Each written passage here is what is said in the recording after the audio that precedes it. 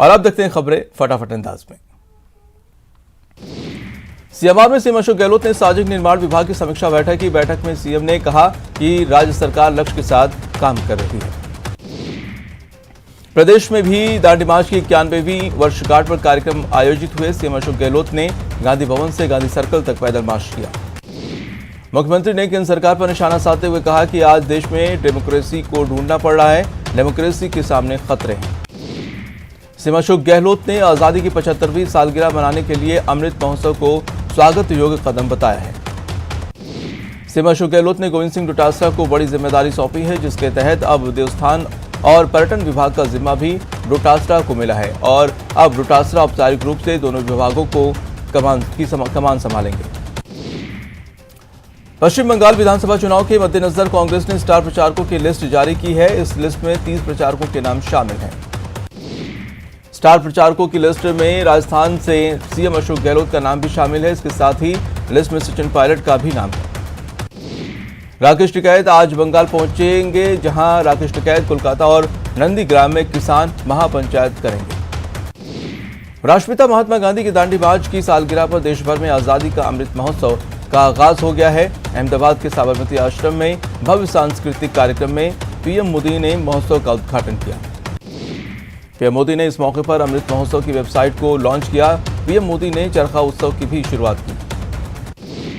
PM Modi ने बताया कि आजादी के समय में नमक आत्मनिर्भरता का प्रतीक था। पीएम ने कहा कि भारत में नमक का मतलब ईमानदारी, विश्वास और वफादारी है। हम आज भी कहते हैं कि हमने देश का नमक खाया है।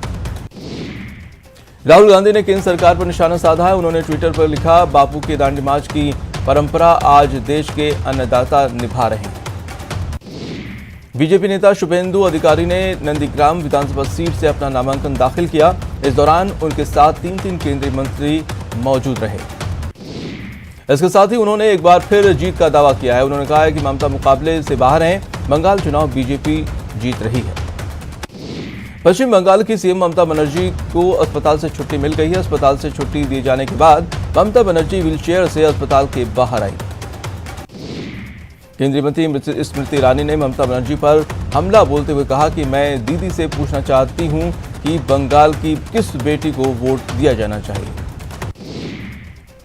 उत्तराखंड में तीरथ सिंह रावत मंत्रिमंडल का विस्तार हुआ। 11 मंत्रियों ने आज शपथ ली है। बीजेपी के आदिवासी विधायकों ने खुद को हिंदू करार देते हुए गणेश घोगरा के बयान को उनका निजी बयान बताया है। वहीं बीजेपी प्रदेश अध्यक्ष सतीश पूनिया ने गणेश घोगरा के बयान को आपत्तिजनक करार दिया है। बिगड़ी कानून व्यवस्था, किसान और युवाओं के मुद्दे पर बीजेपी ने प्रदेश की कांग्रेस सरकार के खिलाफ उपखंड स्तर तक मोर्चा निकाला। विधानसभा अध्यक्ष सीपी जोशी ने कोरोना वैक्सीन लगवाई। स्पीकर सीपी जोशी ने कहा है कि लोगों को सरकार के नियमों के अंतर्गत कोविड वैक्सीन लगवानी चाहिए। महाराष्ट्र में कोरोना फिर से विकराल रूप ले रहा है। नागपुर के बाद अब अकोला में भी लॉकडाउन लगाने का फैसला किया गया है। अकोला में शुक्रवार शाम 8 बजे से सोमवार सुबह 8 बजे तक लॉकडाउन का ऐलान कर दिया गया है। भरतपुर के सेवर इलाके में एक पेट्रोल पंप पर बदमाशों ने लूट की वारदात को अंजाम दिया, जहां बदमाश हथियार के बल पर 20,000 की नकदी लूटकर फरार हो गए। चोरी की ये पूरी वारदात सीसीटीवी कैमरे में कैद हो गई है। जोधपुर में पुलिस और बदमाशों के बीच मुठभेड़ हो गई। इस दौरान बदमाशों ने पुलिस पर फायरिंग भी कर दी। वहीं जवाबी फायरिंग में एक बदमाश घायल हो गया। सीकर जिले में पुलिस ने मोबाइल चुराने के आरोप में एक युवक को गिरफ्तार किया है। अलवर जिले के भिवाड़ी में मजदूरों से भरी एक ट्रैक्टर ट्रॉली अनियंत्रित होकर पलट गई। हादसे में 2 महिला मजदूरों की दर्दनाक मौत हो गई। अलवर के खोह गांव में 2 पक्षों में मामूली बात को लेकर खूनी संघर्ष हो गया, जिसमें दोनों पक्षों के 8 लोग घायल हो गए। चूरू के रतनगढ़ में 11.5 लाख की ज्वेलरी चोरी का सनसनीखेज मामला सामने आया है, जहां बदमाशों ने चलती बाइक से गहनों से भरा बैग पार कर दिया। अजमेर क्लॉक टावर थाना पुलिस ने अवैध हथियार के खिलाफ कार्रवाई की और एक युवक को गिरफ्तार किया। कोटा पुलिस ने व्यापारी के ब्लाइंड मर्डर का पर्दाफाश किया है और 2 आरोपियों को गिरफ्तार किया। बूंदी पुलिस ने ससुर की हत्या करने वाले आरोपी दामाद को गिरफ्तार किया है। अलवर पुलिस ने नाबालिग बालिका से धमकी देकर 2 साल तक दुष्कर्म करने के मामले में आरोपी मौसम खान को गिरफ्तार किया है। बीकानेर के जामसर थाना इलाके में 2 युवकों की डिग्गी में डूबने से मौत हो गई। अलवर की भिवाड़ी में हुई सुनार से लूट की वारदात का पुलिस ने पर्दाफाश किया और साथ ही 3 आरोपियों को गिरफ्तार भी किया।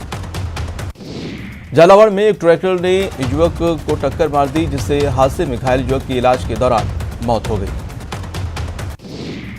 श्रीगंगानगर के सूरतगढ़ में नेशनल हाईवे पर मानकसर चौक के पास ट्रोले की चपेट में आने से बाइक सवार 2 भाइयों में से एक की मौत हो गई। कोटा में नाबालिग से झालावाड़ में दुष्कर्म के मामले में पुलिस ने आरोपियों की तलाश शुरू कर दी है।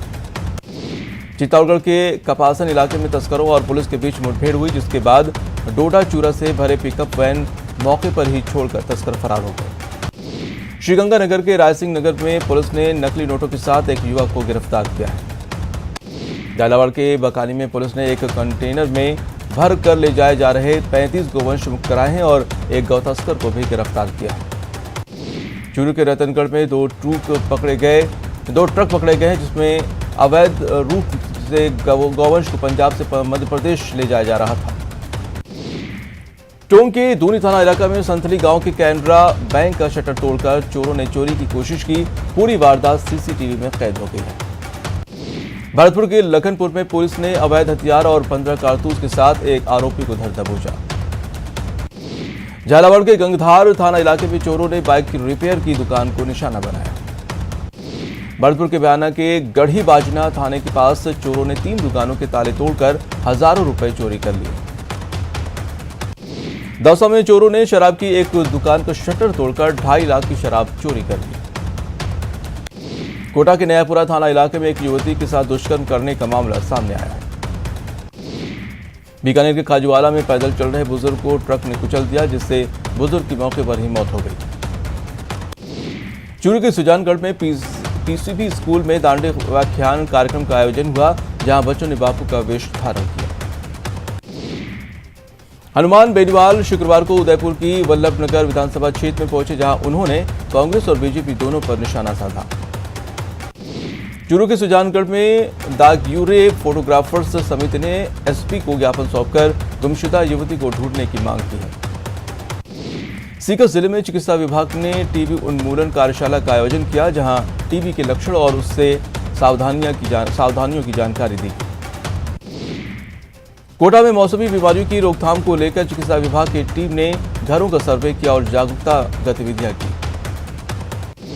देश के 2 सार्वजनिक बैंकों के निजीकरण की घोषणा के विरोध में बैंककर्मियों ने जयपुर में प्रदर्शन किया, जहां बड़ी तादाद में बैंककर्मी एकत्रित हुए।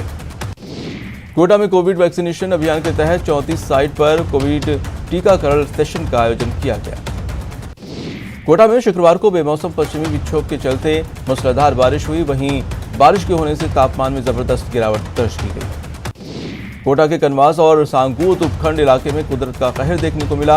अचानक तेज बारिश और ओलों ने लोगों की मुश्किलें बढ़ा दी, वहीं चारों तरफ धरती सफेद बर्फ से ढक गई। कोटा जिले के पीपलदा गांव में शुक्रवार को तेज आंधी तूफान के साथ बारिश हुई, साथ ही ओलावृष्टि भी हुई। प्रदेश पुलिस के मुखिया डीजीपी एमएल लाठर ने टोंक जिले में सीओ कार्यालय का निरीक्षण किया, जहां पुलिस के जवानों ने उन्हें गार्ड ऑफ ऑनर दिया।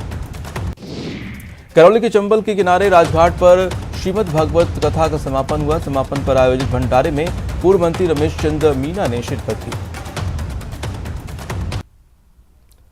और देख लेते हैं कुछ खबरें विस्तार से। रायपुर में रोड